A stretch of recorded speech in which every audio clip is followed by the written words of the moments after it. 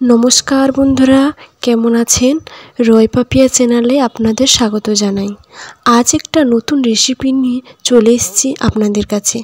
আজকের রেসিপিটির নাম হলো পাঙ্গাস মাছের কালিয়া। তো চলুন, পাঙ্গাস মাছের কালিয়া বানানোর জন্য এখানে প্রথমে পাঙ্গাস মাছটি আমরা ধুয়ে নিয়েছি।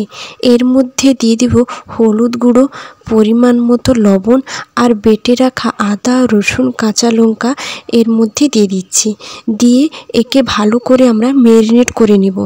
ম্যারিনেট করে 5 থেকে 10 মিনিট আমরা রেখে দেব। এখানে আমাদের মাছের পিসগুলি বড় বড় আছে বলে বাটা মশলাগুলো একটু বেশি করেই এখানে লাগছে। আপনারা ছোট ছোট পিসও করতে পারেন, দিলে বাটা মশলাটি কম লাগবে।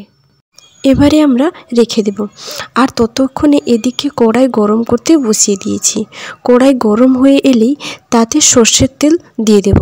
সর্ষের তেলটি গরম হয়ে এলেই আমরা ম্যারিনেট করে রাখা মাছগুলিকে একটি একটি করে ছেড়ে দেব। দেখুন কি সুন্দরভাবে মাছটি ভাজা হয়ে গেছে।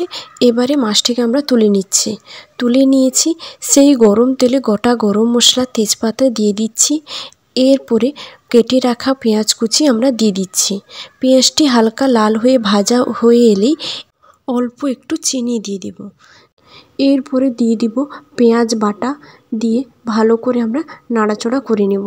করে নেওয়ার পরে এর মধ্যে দিয়ে দিব আদা রসুন বাটা আর দিব কাঁচা লঙ্কা বাটা। এখানে আমরা লঙ্কাটা বেশি পরিমাণে ব্যবহার করছি, আপনারা কম পরিমাণেও ব্যবহার করতে পারেন।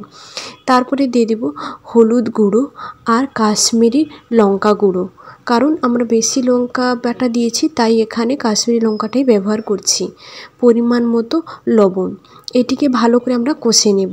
কষে নেওয়ার পর এর মধ্যে দিচ্ছি টমেটো বাটা। আপনারা টমেটো সসও ব্যবহার করতে পারেন। এখানে আমরা সবই বাটা মশলাই ব্যবহার করছি, যাতে স্বাদটা খুবই টেস্টি হয়। এই দিয়ে কষা হয়ে গেছে। এর মধ্যে পরিমাণ মতো আমরা জল দিয়ে দিয়েছি। এবারে ভালো করে কষে ফুটে এলেই এর মধ্যে আমরা একটি একটি করে মাছ ছেড়ে দেব। এরপরে আমরা এখানে দিয়ে দিচ্ছি ধনে পাতা আর দিয়ে দিব গরম মশলার গুঁড়ো। দিয়ে এটিকে ভালো করে ফুটিয়ে আনলেই আমাদের তৈরি হয়ে যাবে পাঙ্গাস মাছের কালিয়া। আর আজকের রেসিপিটি আপনারা আপনাদের বাড়িতে তৈরি করে খাবেন। আমাকে কমেন্টে জানাবেন আপনাদের রেসিপিটি কেমন লাগলো।